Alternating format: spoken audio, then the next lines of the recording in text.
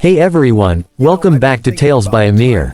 Here, we share stories that make you think, laugh, and sometimes even tear up a little, real moments from life that remind us what truly matters. If you're new here, don't forget to subscribe and join our family of listeners who believe that every story has something to teach us. Today's story is one that started with a misunderstanding, but ended with a lesson in love, patience, and forgiveness. It's called, My Grandson Called, Grandma in a Motel with 5 Men. I just asked, excuse me. Let's begin. There are days that start just like any other. You wake up, make your tea, open the curtains, and expect peace. But life, well, it doesn't always give you peace. Sometimes, it gives you a storm dressed up as an ordinary morning. For Margaret, a 70-year-old grandmother with silver hair and a heart full of kindness, that storm came on a Friday. Margaret lived a quiet life in a small town. Her husband had passed away years earlier, but she never let loneliness take her down. She had her garden, her church, and her family, especially her 12-year-old grandson, Ethan, who was the light of her eyes. Every weekend, Ethan would visit her, helping in the garden, playing cards, or listening to her stories about his late grandfather. They were close, but Ethan had one habit that sometimes worried her: he jumped to conclusions fast. He was smart, yes, but impatient. And that impatience would soon turn an innocent weekend into a family-wide drama. It all started when Margaret was invited to a spiritual retreat by her church. A small group of senior members were going out of town for 2 days, to rest, reflect, and reconnect. They booked a modest motel near a lake, where they'd attend prayers, discussions, and meals together. There were 8 people going, 3 women and 5 men, all old friends from the congregation. Margaret was excited. It had been years since she'd done something for herself. She'd packed her favorite shawl, a little notebook for reflections, and a picture of her late husband. Before leaving, she stopped by her daughter's house to say goodbye. Ethan was there, sitting on the couch with his tablet. "Grandma, where are you going?" he asked. "To a retreat, dear. With my church group," she said, smiling. "We'll be at the Heavenly Rest Motel for 2 nights. Heavenly Rest Motel, he repeated. She nodded. "Yes, isn't that a lovely name?" He frowned. "Who's going with you?" "Oh, the usual crowd, Marjorie, Clara, and 5 of the gentlemen from church." And just like that, his mind started spinning. 5 men, motel. He didn't say anything, but his eyebrows furrowed in that way kids do when their imagination starts to run wild. Margaret kissed his forehead, told her daughter she'd call later, and left. Now, to Ethan, the whole thing sounded suspicious. In his young mind, 5 men didn't mean 5 church volunteers. It meant something dramatic. He was at that age where everything he heard online sounded like a headline. And unfortunately, his favorite YouTube videos were about catching secrets and exposing lies. So when he overheard his mom on the phone later saying, "Yeah, Mom just left for that motel," Ethan gasped. He ran to his room, opened the family group chat, and sent the message that would start the chaos. Greater than, guys. Grandma's in a motel with 5 men. No context. No explanation. Just those words. Within minutes, phones were ringing across the family tree. His aunt in another city called. His uncle in another country texted. Even distant cousins who hadn't spoken in years suddenly appeared. Greater than, what do you mean? She's in a motel with 5 men. Are you sure? Someone call her. His mother, Lily, was in the kitchen making dinner when her phone started buzzing nonstop. She opened the family chat and froze. There it was, Ethan's message, followed by 46 unread replies. She stormed into his room. "Ethan, what did you send?" He blinked innocently. "I just told them the truth." "What truth?" "That grandma's at a motel with 5 men." Lily stared at him, speechless. "Ethan, they're her church friends." He looked puzzled. "Really? But why didn't she say that?" "She did." Ethan frowned. "Oh, but the damage was already done." Meanwhile, at the Heavenly Rest Motel, Margaret's phone was blowing up. She was sitting in a cozy corner of the motel lobby, sipping tea, when she noticed her phone buzzing like crazy.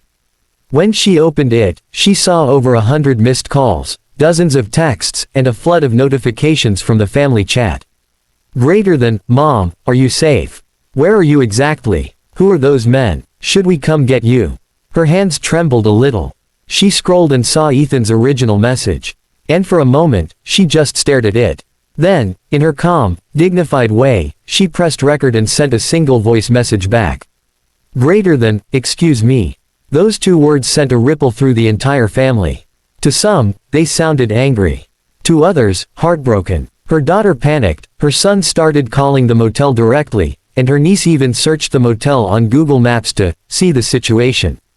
But Margaret, she just sat there quietly, watching her phone, wondering how a simple trip had turned into a family investigation. Then, after a long sigh, she smiled. Lord, give me patience, she whispered.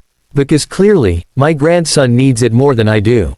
Later that evening, Margaret sat in the motel's small dining hall. Around her were her church friends, men and women, laughing, praying, sharing stories of their faith. One of them noticed her frown and asked, "Everything all right, Maggie?" She chuckled softly. "Apparently not. My grandson thinks I've run away with all of you." Everyone laughed. One of the elderly men, Mr.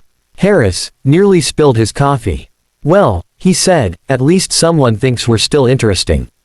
Margaret shook her head. That boy's got an imagination bigger than his common sense. The next morning, she decided it was time to clear the air. She asked one of her friends to record a short video for the family chat. In it, she sat in the garden behind the motel, sunlight on her face, and said gently, "Hello, my dear family. I've received quite a few messages. Apparently, some of you think I've disappeared with 5 mysterious men. Well, here they are." The camera turned, showing 5 elderly gentlemen waving cheerfully, one of them holding a Bible. "We're at a church retreat, my loves. Eating oatmeal, not committing crimes," she said with a soft smile. Then she added, "Ethan, sweetheart, before you share anything next time, maybe ask Grandma first." She winked and ended the video. Back home, when Ethan saw the message, his cheeks turned red. He watched the video twice. Then 3 times. Everyone in the family chat started reacting with laughing emojis, hearts, and teasing comments. His mom walked into the room, arms crossed. "So?" she asked. Ethan looked up. "I might have overreacted." She smiled. "You think?" He nodded slowly. "I just didn't want her to get hurt." His mom softened. "I know. But love means trust too, sweetheart. You can care about someone without assuming the worst." He lowered his head. "I'll apologize when she comes back."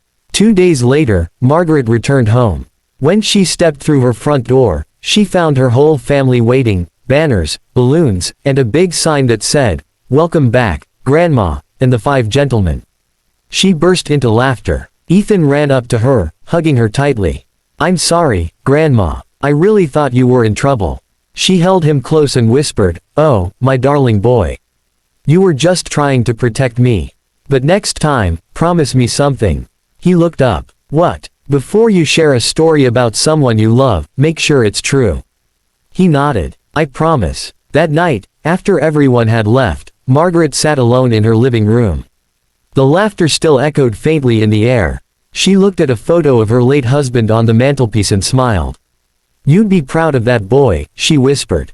"He's got your fire." Her eyes glistened. "Just needs to learn how to use it right." She thought about the whole ordeal, the panic, the confusion, the laughter that followed. And she realized something important. Sometimes, misunderstandings aren't there to hurt us. They're there to remind us of love, of how much we mean to each other, even when things go wrong. Weeks passed. Life went back to normal. But the story became family legend. At every dinner, someone would joke, "Hey, Grandma, going back to that motel anytime soon?" And she'd reply with a sly smile, "Only if there are 5 men waiting to carry my bags." Everyone would laugh, but Ethan would always blush. He never forgot that moment, the way worry had made him act without thinking. It taught him something he would carry into adulthood. Never let fear speak louder than truth. Years later, when Ethan was grown up, he told this story at Margaret's 80th birthday celebration. He stood on stage, microphone trembling in his hand, and said, "When I was 12, I made the biggest mistake of my life. I thought my grandma was in danger, and instead of asking her, I started a storm. But she never scolded me. She taught me patience, kindness, and how to laugh at my own foolishness. Grandma, you taught me that love means trust. And that's a lesson I'll never forget." Maggie wiped a tear from her eye and whispered, "Excuse me, but I think I'm the proudest woman in the world right now." Everyone laughed and clapped. Sometimes, the stories that make us cry also make us grow. Margaret didn't just forgive her grandson, she turned a misunderstanding into a memory, one that strengthened her family instead of breaking it. And Ethan, he learned that love isn't just about worrying for someone. It's about listening, understanding, and trusting.